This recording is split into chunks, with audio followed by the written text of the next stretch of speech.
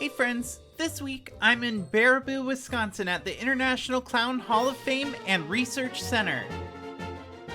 Now, if you're not a fan of clowns, maybe click onto one of my other videos because this video is full of clowns and I am super excited to be here. Speaking of clowns, if you didn't see last week's video, I got a clown tattoo. I'll put it at the end of the video so you can watch it.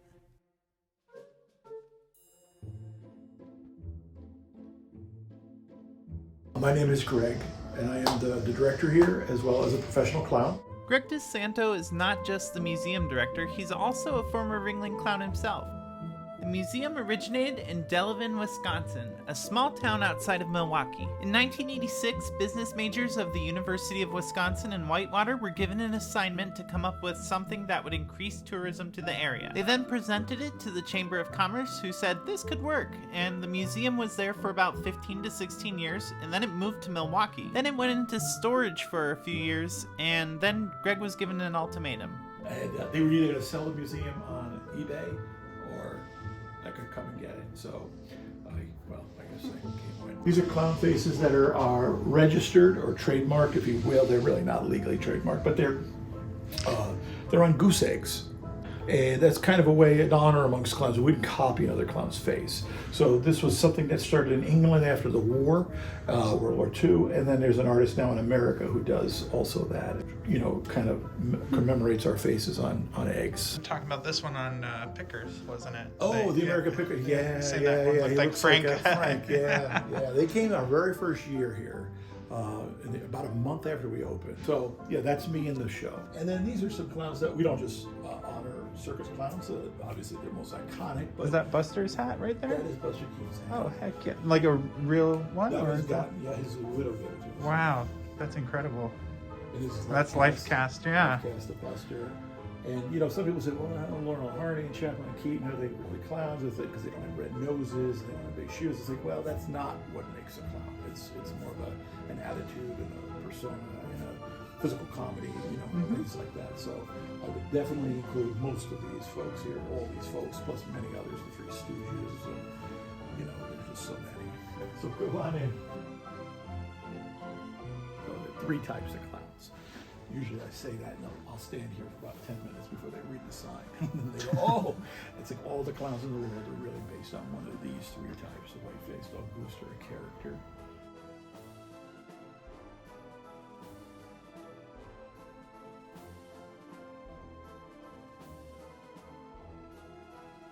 Bobo Barnett's little car. And Bobo was a shrine clown, was a clown at all circuses, worked a lot on shrine circuses. And this is his actual costume, his last costume, and this is the car he built in 1947. He used it until he retired in 1973, and then he did a comedy dog act. This was his entrance. He would drive in this car, and in this car with him, and Bobo was about 6'3", weighed about 240 pounds. So he was in this car with 6 dogs, a skunk, a suitcase, and a trumpet. And very well-known clown, appeared on the Ed Sullivan Show. And you'll see it loops around, but the footage of him actually coming out of the car with the dogs is in here. So here's Red stuff. Here's Red stuff. Awesome. So yeah, Red, was a circus clown. Actually, was. His father was a circus clown at the Hagenbeck Wallace Circus. And then Red, when he was about 16, ran away and joined that circus for the summer. His mother made him come back and finish high school, but he eventually went into vaudeville, which led to radio, which led to television, and movies, of course, too, but most people know him from television.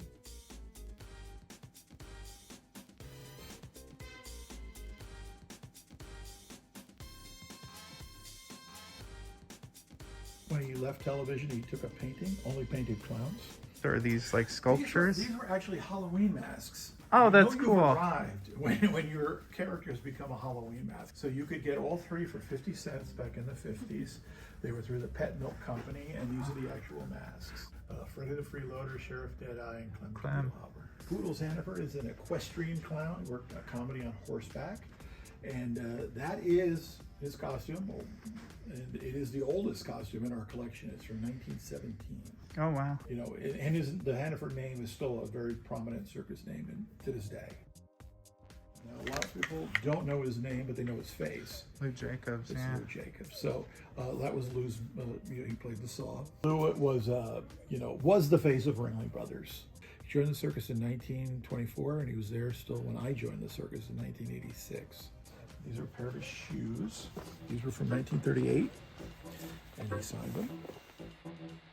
Now, this, of course, everybody does tend to know this name, Emmett Kelly. Yeah. And Emmett was a wonderful clown. Many years on the Ringling Brothers Circus, not quite as long as Lou, but Emmett was a smart businessman, and clowns are not known to be smart business people. But in 1948, the Ringling Circus produced these dolls. They did one of Lou too, of Emmett Kelly, and they were very successful. Everybody liked them except Emmett because he didn't make any money.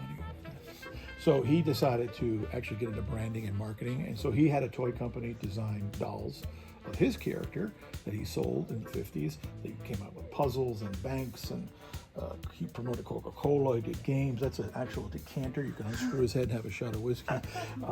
He was smart enough to actually convince a toy company in the 60s to create a ventriloquist puppet of his clown character. Was that, what's the, Mayor Studios or Juro. Yeah. Yeah. But what's good about it is his character never talked. So you could be the world's best ventriloquist in the world. That's great. So, slick, good for him, kind of a thing. And our clown shoes, they're made off actually a mold of our foot. So they're actually very comfortable shoes. In fact, they're the most comfortable shoe I've ever worn in my life. It's also probably the most expensive shoe I've ever worn in my life. But the inside of the shoe is stuffed with horsehair, and that's what gives it the shape. Now, that was up to about a few years ago. Now they started to use foam rubber in the tips of the shoes because the horsehair actually adds a lot of weight to it. Shoe cobblers can make them, with roller skates. They can, you can make a chicken foot. I love that one.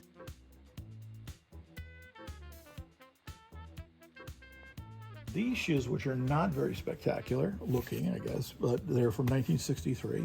These are Ronald McDonald's very first pair of clown shoes. So if you ever bought a Big Mac, you helped pay for those shoes. And then these shoes belong to a clown named Gene Lewis. These were given to him by Milton Berle, who, Gene Lewis was a male clown, did drag in the 40s and 50s and 60s, which is not, it was very common in clowning, but most clowns in drag are very exaggerated. Gene was very slim, so he always wore a spandex costume that was just kind of like an olive oil kind of a thing. And he put ping pong balls, and then he used to, this area, he would put ping pong balls. But those are the shoes. And Otto Griebling, another very famous tramp clown. Now, all these clowns here, they're all actual inductees into the Hall of Fame. So these are their real clown costumes and props and trunks. Oh, look at those hands. Those hands are great. Yeah, you wear them on your feet. It's for one of the handstand costumes? Yeah, it looks like you're walking. You put the shoes on, and there's a costume. And that head sits on a harness about here. So when you walk, it looks like you're walking on your hands. Then I noticed this knockoff-looking Mickey Mouse. Yeah, those were Paul Jung. They were in the movie The Greatest Show on Earth, which turns up on Turner Classics every once in a while. But yeah, he used to produce these heads and things for walk-arounds and spectacle things.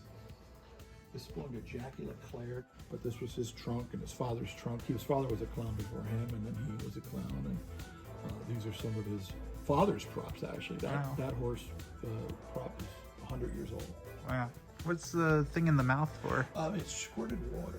Oh, that's cool. So if you want the horse to spit, like even a hammer like this, which is, it's a slapstick hammer, and it's got one of the bangers. So it's got, you'd put a 32 blank in there, and then you'd put this right over it, and then you'd hold that there, and then when you swing it, it shoots, and then the puff comes out there. So, but again, that's not the. I wouldn't fly with this. Let's put that. Although this did get mailed to us, and luckily the post office knows me pretty well by now. So they called us up and they said, this package you're getting was tagged, so you have to come down I said, all right. So I went down, and I knew it was coming, so I didn't know they were going to tag it, but they said, we got to open this up. And I was like, do you really? And they go, actually, we don't, but we'd love to see it. I think we know it's in there. We just want to see it.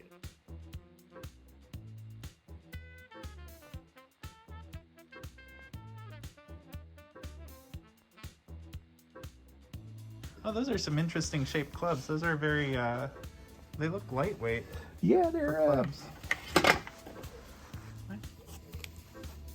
Oh, those are very light. Those are like almost hollow. I think it was a toy that somebody just, I don't know if they've obviously must Some have weighted makeshift it. clubs, yeah. Yeah.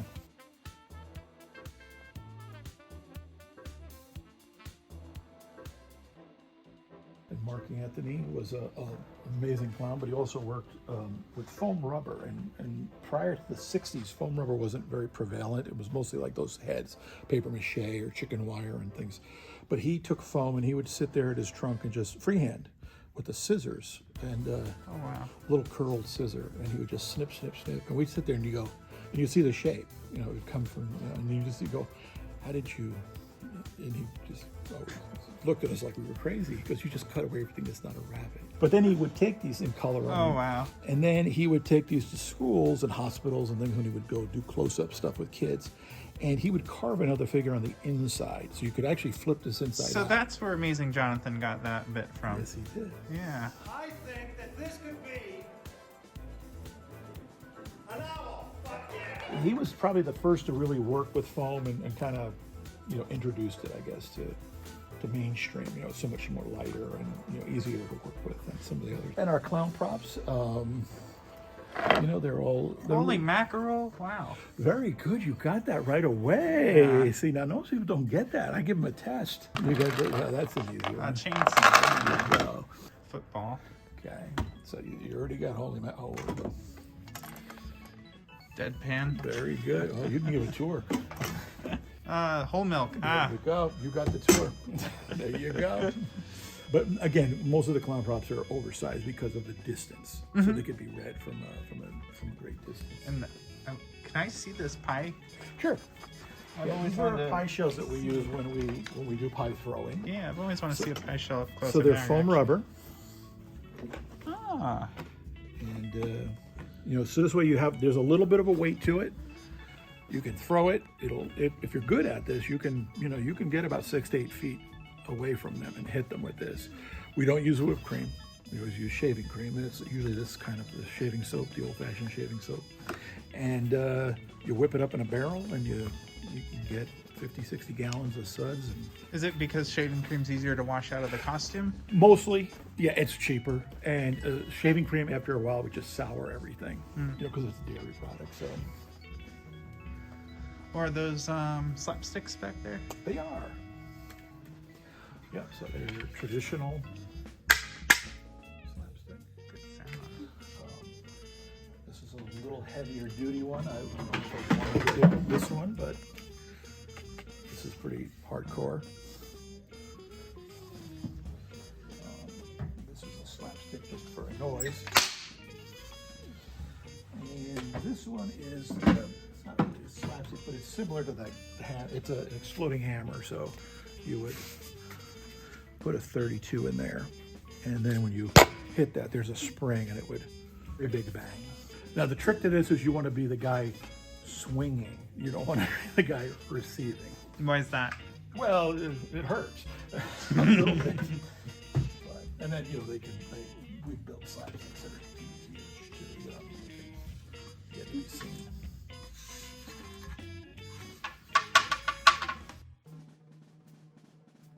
These are our clown trunks, what we lived with on the circus, on the Ringling Brothers, and mostly Ringling Brothers. Most of the clowns had these kind of trunks. And everything, your wardrobe, your shoes, makeup, everything went into these. So they traveled with us. And how packed are those trains? We all had our own room, small, but it was your room, door shut. And it was great. I loved it. I also did it when I was 20. That's when you want to do that.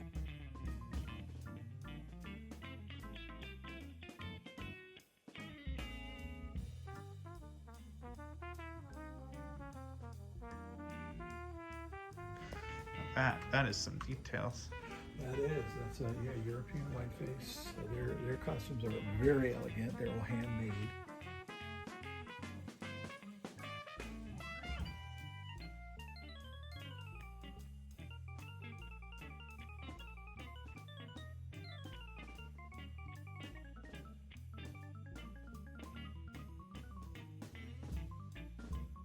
If this is your first time watching one of my videos, make sure to hit the subscribe button. That way you can come along in one of my other adventures.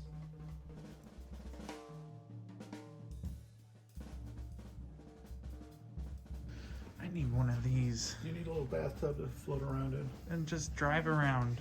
Like, why get out of the tub? You can just relax everywhere you go. Oh, and we had this creepy head in the, that was his word, in the attic that he used to have, and we don't know what to do with it. We don't really want to take it to our condo. So that is our little tour. I want to give a huge thanks to Greg for the work that he's doing, and I also donated $100 in my friend Carl's name. And I encourage you to donate $1 for every time a clown has made you laugh.